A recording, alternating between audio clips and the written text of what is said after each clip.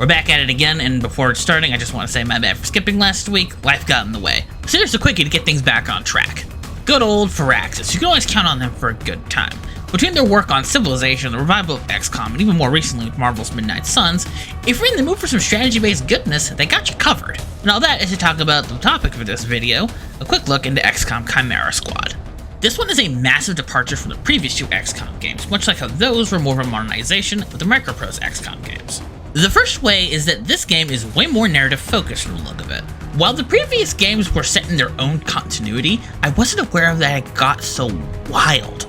XCOM 2 starts in the aftermath of your loss in Enemy Unknown, and is starting up XCOM as a resistance group / revolution 20 years later, uniting the disparate elements of humanity to fight off the alien occupiers, their hybrid soldiers, and the traitorous human collaborators.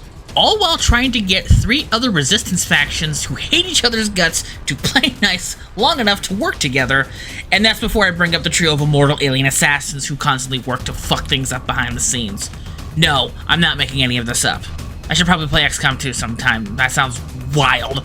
Anyways, Chimera Squad is set roughly 5 or so years after all the stuff I just mentioned in City 31, a shining beacon of collaborative efforts between humanity and their formerly mind-controlled captors. But naturally, all of this comes with the cost of incredibly shaky race relations because, as it turns out, there are still some humans who are a bit sore about the whole alien takeover thing. This culminates in a hostage situation ending in the mayor's murder and civil unrest, with XCOM sending in the titular Chimera Squad to take care of things discreetly and get to the bottom of the whole criminal / terrorist nonsense that's going down.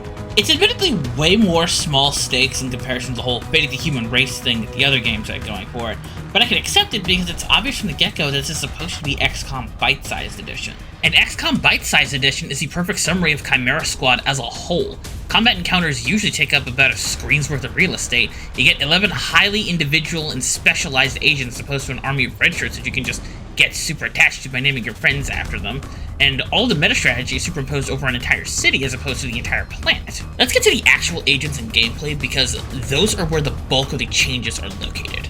You take 4 agents and 2 optional assist androids with you into suspected dens of distant activity following some overworld investigations, and from there, your mission is to either clear the place out or rescue an important VIP. This is where the majority of the bite-sized comments come into play because missions are broken down into 3 encounter chunks. These all start with what's called a breach phase. The breach phase is where you can allocate your agents to specific entryways to kick down the door and or wall and catch the enemy off guard. These are some of the most dynamic moments of the game, but they do go a long way towards making Chimera Squad way easier than it feels like it should. This then plays out like a regular XCOM mission, which is to say, turn-based combat played out to perfection.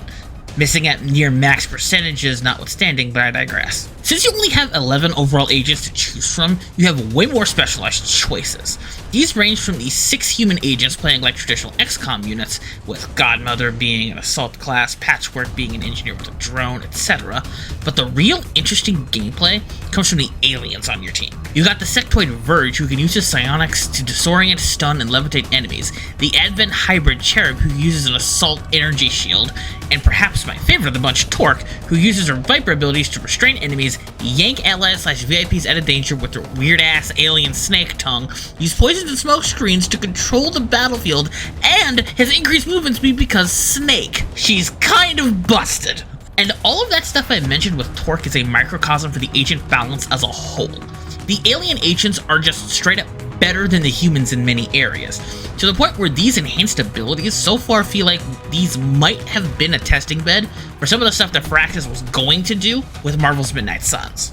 Hell, now that I think about it, the more experimental nature of Chimera Squad makes sense, because a lot of its faster-paced nature, specialized hero abilities, and terrain deformation in the form of the breaching phase really did feel like Firaxis was testing their creative muscles within XCOM's skin before straight up digivolving into the high-powered goofiness of Midnight Suns. And then there's the tactical game. This is where the XCOM but bite-sized comparisons show in some less than flattering ways.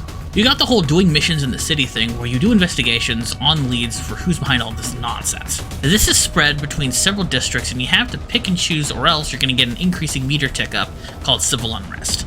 It's like the global panic in the first game where you need to manage things properly, and if you don't, it's just going to make the in-game missions way harder. But since you can just delay the management of it to the point of the last day, there's no rush to get to it because it progresses regardless.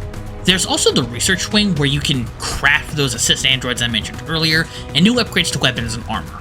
It's still a good feedback loop, but so far I haven't encountered things that require me to upgrade my gear just yet.